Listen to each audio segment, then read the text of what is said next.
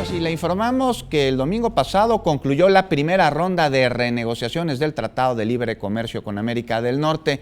¿Qué sigue? ¿Cuál va a ser el rumbo que tomarán las negociaciones? Y sobre todo, pues, ¿cuál es el balance para México tras este primer encuentro? Para respondernos estas y más preguntas al respecto, recibimos el día de hoy aquí en 21 Noticias al profesor Eduardo Pérez-Haro. Él es profesor de investigación y análisis económico de la Facultad de Economía de la Universidad Nacional Autónoma de México. Profesor, muchas gracias por acompañarnos en esta mañana. Bienvenido y pues háblenos. Gracias. ¿Qué sucede sobre este primer encuentro que concluyó el domingo pasado para renegociar el Tratado de Libre Comercio para América del Norte? Buenos días. Bueno, en realidad tenemos un primer encuentro de 7 encuentros que terminarán alrededor de la primera quincena del 2018. En este encuentro hay más bien una presentación de posiciones y hay un reconocimiento mutuo del interés compartido de, diríamos, ampliar el mercado exterior para ambas naciones, para las 3 naciones, porque se sentaron las 3 posiciones de Canadá, Estados Unidos y México. Todavía no tenemos una novedad en el escenario, es decir, no hay hechos todavía que cuantifiquen un saldo en la negociación. Lo que sí tenemos es prácticamente el que escapa en el marco de este diálogo inicial los temas de derechos humanos y los temas del interés de Estados Unidos por el incremento del salario en México. ¿Quieren los Estados Unidos de Norteamérica que en México haya un incremento del salario? Paradójicamente, tenemos una demanda por aumento en el salario de los trabajadores mexicanos por parte de los Estados Unidos. Es una paradoja realmente. Este punto, habrá que señalar, no se encuentra dentro de la agenda de las 7 sesiones de negociación, de tal suerte que más bien se filtra como una construcción de ambientes para poder, digamos, favorecer los términos del interés norteamericano.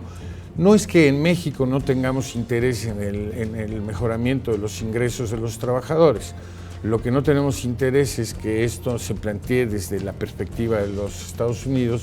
Más bien esto es parte de la agenda de los trabajadores de México y es un asunto interno, no está en la agenda, porque si Estados Unidos realmente estuviera interesado en el incremento del ingreso de los trabajadores mexicanos en favor de los trabajadores, digámoslo de esta manera, debería de sacar del discurso de los Estados Unidos el tema del muro y la verdad y el rechazo a la presencia de los mexicanos en el país vecino del norte. Y profesor, ¿será que lo que le interesa a Estados Unidos pues es que no haya mano de obra más barata en México que en los Estados Unidos?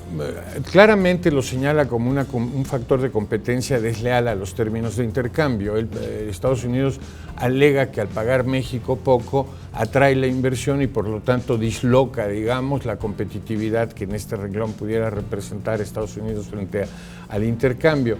Sin embargo, esto es un asunto interno, ¿no? Y en todo caso, digámoslo de esta manera, en el marco de la Unión Europea existe libre tránsito de la fuerza laboral.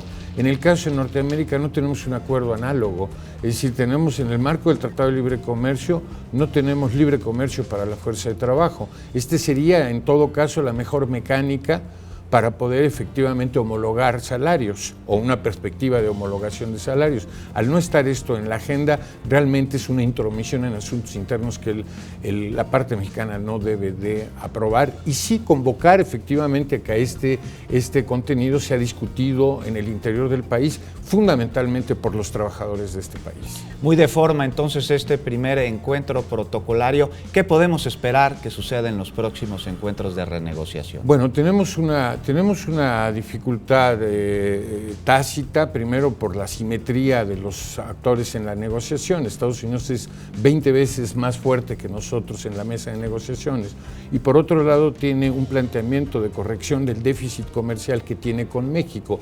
México tiene una balanza comercial favorable con Estados Unidos, es decir, tiene una balanza comercial negativa en el comercio exterior en general, pero particularmente con los Estados Unidos es favorable y esto incomoda el interés exterior de los Estados Unidos por razones naturales, primero por los compromisos de campaña del nuevo presidente de los Estados Unidos, pero también por las dificultades reales de los Estados Unidos. Sin embargo, dada la simetría de las posiciones en la negociación, este interés de corregir el déficit a su favor, bueno, habla de una actitud agresiva por parte de Estados Unidos en la mesa, y México tiene limitantes para poder defenderse frente a esto. El escenario no es promisorio en el sentido de que tengamos un saldo favorable para México, y sí, más bien tenemos una discusión difícil con implicaciones serias sobre el comercio y sobre la dinámica de crecimiento económico en México. Profesor, pues muchas gracias por acompañarnos en esta mañana y estaremos...